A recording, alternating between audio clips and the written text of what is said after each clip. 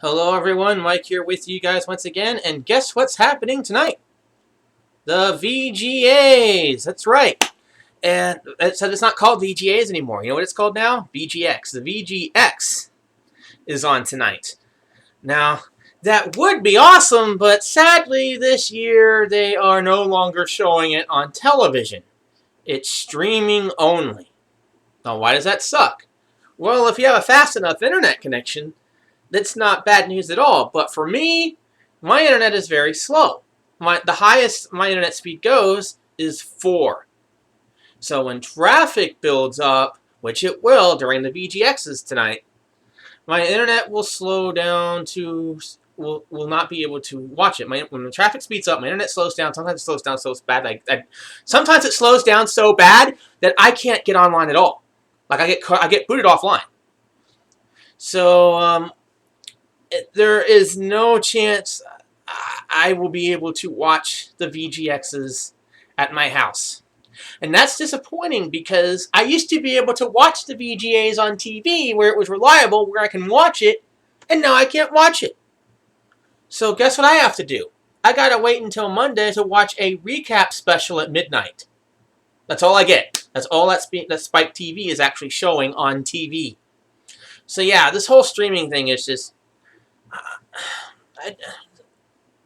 I just wish that they would show it on TV so I can watch it.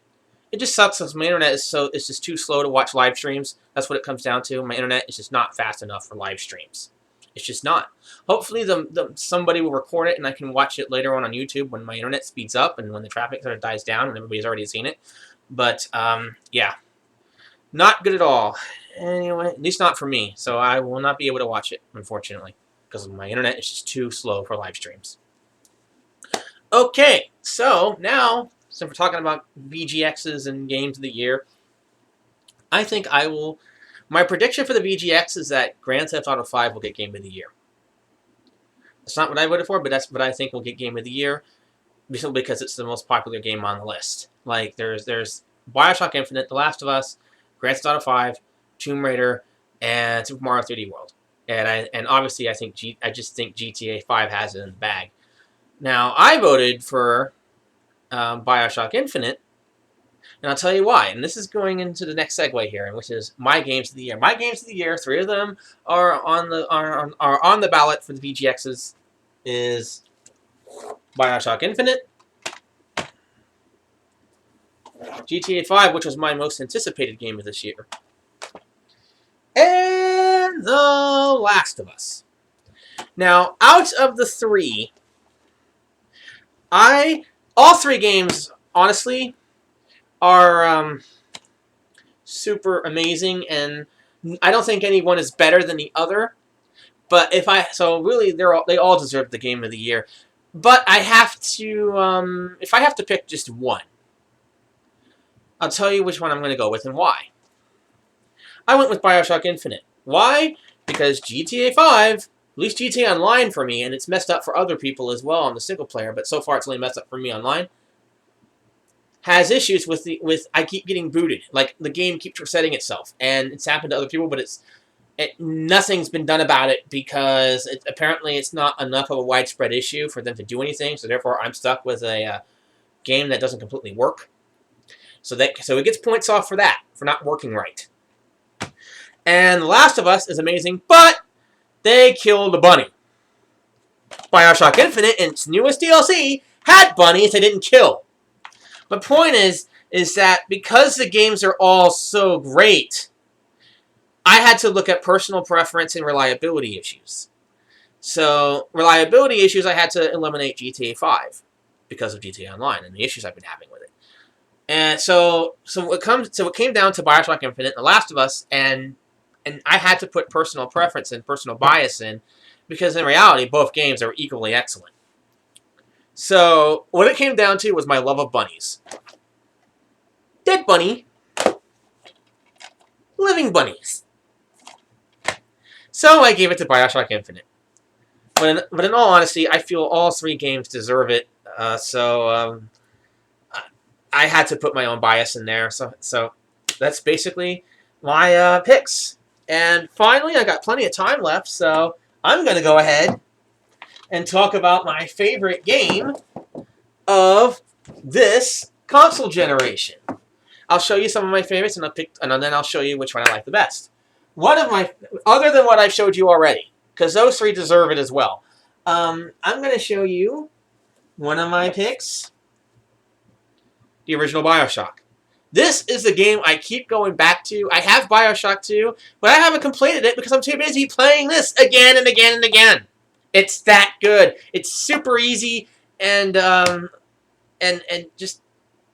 so atmospheric. I mean, I just am so fascinated by Rapture. It's just such an amazing city. And even though you go back to it in BioShock 2, you can tell that Ken Levine's magic touch isn't there. So, yeah, this is one of my favorites of the generation. Another is the Elder Scrolls series, and the reason I chose Skyrim over Oblivion is because Skyrim, frankly, I just spent more time on it. It's so much more fun. Oblivion, I pretty much went through the entire map within just a few weeks. With Skyrim, I still find places I haven't found before to this day, and I've had this game for forever now. And this is one of my leisure gamings. I always come back to it whenever I want to relax and just walk around. Another game, this is definitely a game of the generation contender, in my opinion, of the 7th console generation. Alright, let's, I don't want to spend too much time here. Let's see. Well, I'm going to go ahead and go here. Another GTA game that I played a lot, GTA 4 and Episodes from Liberty City. I prefer the multiplayer on here because, number one, it works. And number two, I can put party mode on, have the cops off, and shoot anyone I want, play by myself with impunity. No, you literally can, and with this, you can play it the way parents fear this game. You play it in a way that people who don't understand this game and are afraid of it think you do with it. I actually get to do in party mode by myself with the cops off. Another leisure gaming. And I also love the Vice City radio station on here as well. Listen to that a lot. Let's see. What else? I think that's pretty much it. So I'm ready. I mean, there's some other games I could mention here, but in the interest of time, I am just going to go ahead, because there's a lot of great games in here, and go ahead and now show you my game of the generation, and that is the Mass Effect series. This trilogy, I love Star Wars, I love Lord of the Rings, and I really feel like this trilogy brings you that experience in game form. We never really had anything like this before the Mass Effect trilogy on such a massive scale in the gaming community. But because of the Mass Effect trilogy, it's a story you'll never forget. Characters you'll love for the rest of your life. And this game is so popular and it left such an impact that we now have a holiday for it, and that is, of course, N7, which happens to be my birthday as well, which is another bonus. So yeah, this is my game of the generation, is the Mass Effect trilogy. There are a lot of great games in here. I'll go ahead and bring up some honorable mentions here, but my favorite is definitely the Mass Effect trilogy. Let's see. Very underrated game is Enslaved, Odyssey to the West. I finally got through the whole thing. The ending is thoughtful, and despite the fact that the gameplay mechanics are a bit familiar, the story and the visuals and everything else about it, it is original, and you've got to experience it. So, and I'm telling you, these games are going to go away. So now that the PS4 and the Xbox One are out, so go to the bargain bins in the next year or two if you haven't, and experience these games while you can, because they're not going to be here. Another honorable mention I should give is, of course, I got to give a mention to this. The Walking Dead. This brought point-and-click gaming to a level to where it has been more accepted than ever. And it's even better than the TV show. The TV show is great, but this show doesn't take its time to get there. Whereas this game doesn't get the time to get, doesn't This game doesn't take its time to get there. It puts you in right away, whereas the show, it takes a while for it to get interesting. But yeah, this is definitely a honorable mention, a very honorable mention. I'm pretty sure game of the generation for a lot of people. Let's see, what else can I mention? Oh, another one.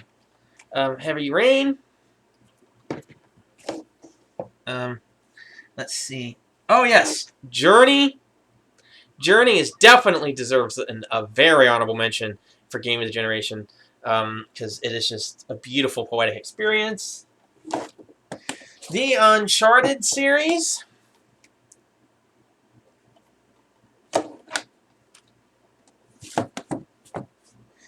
Here's another underrated gem, Catherine. Definitely an honorable mention is Portal 2. Humor, intelligent gameplay. Let's see. I could go on and on and on, but I'm going to be running out of time soon. Let's see. I know I had another one that I was going to mention here. Oh, yes. The return of the Deus Ex franchise. The first good one since the original. And some fun games that I spent a lot of time on are SSX. Let's see what else. I'm looking for it here. Skate 3. Oh.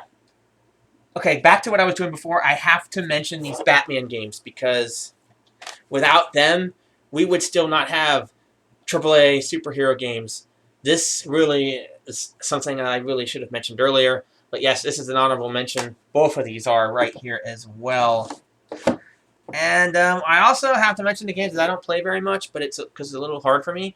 But this Call of Duty 4. The rest of them were just carbon copies of this. But this is definitely the game changer that took the throne from Halo. Before Call of Duty 4, it was all about the Halo, and it's been about Call of Duty ever since. So I had to mention this, even though, for me personally, the game is too hard. I also got to mention the fighters. I got to mention Street Fighter 4 and Mortal Kombat. I mean, I honestly could go on and on here about these games. And really want to mention L.A. Noire because it didn't get the love that it deserved. It got criticized way too much. I'm not saying that it didn't deserve any criticism, but this game didn't get the love it should have got. Despite the fact that it got great reviews and everything. Okay, and one more thing. I'm going to obviously have to say a very important game franchise, the Gears of War trilogy, even though there are parts that are too hard for me. I am almost out of time here now, so I don't have the time to put these away. Another underrated gem I need to point out.